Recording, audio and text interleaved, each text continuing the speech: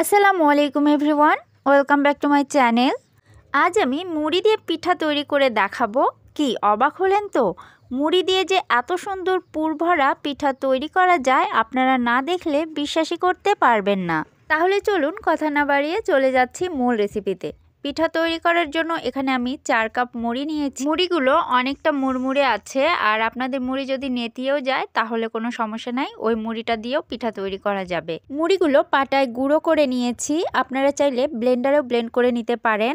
4 cup মুড়ি থেকে এখানে 1 কাপ প্লাস 1/4 কাপ মুড়ির গুঁড়ো হয়েছে, আর আমি এখানে দুধ নিয়ে নিচ্ছি 1 কাপ প্লাস 1/4 কাপ। আপনাদের মুড়ির গুঁড়ো যতটুকু পরিমাণে হবে ঠিক সে পরিমাণেই আপনারা দুধটা নিয়ে নেবেন। তো দুধটাতে ভালো মতো একটা বলক চলে আসলে আমি চুলার জালটা কমিয়ে দিয়ে এর মধ্যে মুড়ির পাউডারগুলো দিয়ে দিচ্ছি, আর পাউডারগুলো দিয়ে দেওয়ার পরে নেড়েচেড়ে সুন্দর সফট একটি ডো তৈরি করে নিব। খুব তাড়াতাড়ি এটা টেনে আসবে, 2 থেকে 3 মিনিটের মধ্যে দারুণ একটি ডো তৈরি হয়ে যাবে। এখন চুলা থেকে নামিয়ে আমি হাতে সামান্য ঘি নিয়ে এই ডোটাকে মুথে নিচ্ছি, আর গরম অবস্থাতেই এটাকে ভালোভাবে মেখে নিতে হবে। দেখুন আমি কিভাবে করে নিচ্ছি। আর এই মুড়ির ডোটার মধ্যে বাইন্ডিং আসার জন্য এখানে আমি 3 টেবিল চামচ ময়দা অ্যাড করে দিব। আপনারা চাইলে আটাটাও দিয়ে দিতে পারেন, আর এই আটা বা ময়দাটা দিলে খুব সুন্দর একটি বাইন্ডিং আসবে, তা না হলে কিন্তু পিঠাগুলো ভালোভাবে তৈরি করা যাবে না। এজন্য অবশ্যই ময়দা বা আটা এর মধ্যে দেওয়ার চেষ্টা করবেন। এটা মেখে নেওয়া হয়ে গেলে এটাকে আমি একপাশে একটি সুতি কাপড় ভিজিয়ে ঢেকে রাখবো, আর এর ভিতরের পুরটা এখন আমি রেডি করে নিচ্ছি। এই পুরটা আমি সুজি দিয়ে তৈরি করে নিব, এজন্য এখানে আমি 1/3 কাপ সুজি নিয়েছি। সুজিটা হালকা ভেজে নিব। কিছুক্ষণ নেড়েচেড়ে ভেজে নেওয়ার পরে এর মধ্যে আমি 1 কাপ পানি দিয়ে দিব। সুজি কিন্তু খুব তাড়াতাড়ি পানি টেনে নেয়, এজন্য পানিটা দেওয়ার পরে একটু জালটা কমিয়ে দিব, তাহলে সুজিটা ভালো মতো সেদ্ধ হয়ে যাবে আর পানিটাও সুন্দর মতো টেনে আসবে। এখানে আমি দিয়ে দিচ্ছি মিষ্টির জন্য 1/2 কাপ গুড়। এরপর 2 মিনিট নাড়াচাড়া করব, আর গুড়টাও ভালো মতো গলে যাবে, সুজিটাও সেদ্ধ হয়ে গেছে। আর অবশ্যই চেষ্টা করবেন একটু নরম অবস্থাতে এটাকে নামিয়ে নিতে, ঠান্ডা হওয়ার পরে কিন্তু অনেক শক্ত হয়ে যায়। এখন এটাকে আমি একপাশে রেখে দিচ্ছি, আর আগে থেকে সেই তৈরি করে রাখা ডোটা থেকে আমি ছোট লেচি কেটে নিয়েছি, আর হাতের সাহায্যে গোল করে নিয়ে বাটির শেপ দিয়ে দিচ্ছি, এর মধ্যে ওই পুরটাকে দিয়ে দিচ্ছি।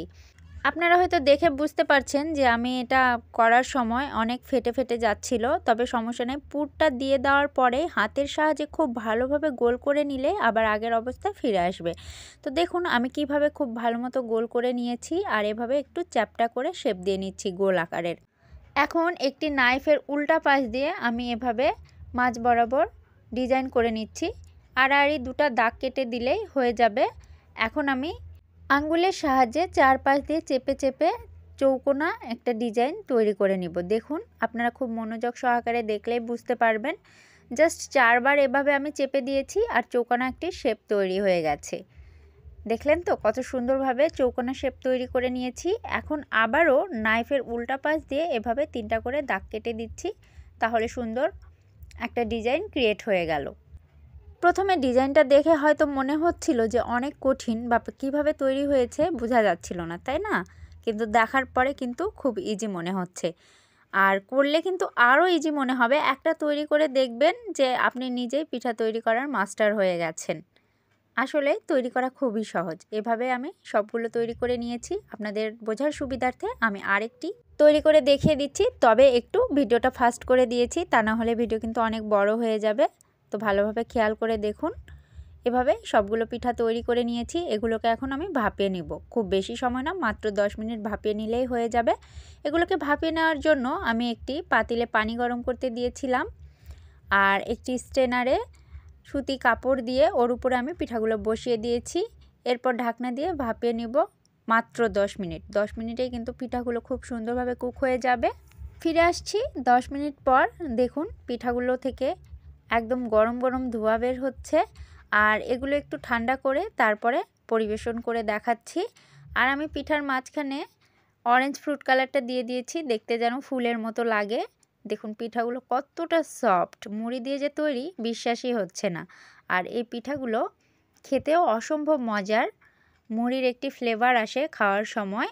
তো বাড়িতে অবশ্যই একদিন ট্রাই করবেন, আর আপনাদের কাছে কেমন লেগেছিল কমেন্টে জানাবেন। তো আমার ভিডিও ভালো লেগে থাকলে চ্যানেলটি সাবস্ক্রাইব করে দিয়ে পাশে থাকা বেল আইকনটিতে ক্লিক করে রাখবেন, তাহলে আমার নিত্য নতুন ভিডিও সবার আগে পেয়ে যাবেন। আজ আর কথা বাড়াচ্ছি না, আজকের মতো এখানেই বিদায় নিচ্ছি। সবাই ভালো থাকবেন, সুস্থ থাকবেন। আল্লাহ হাফেজ।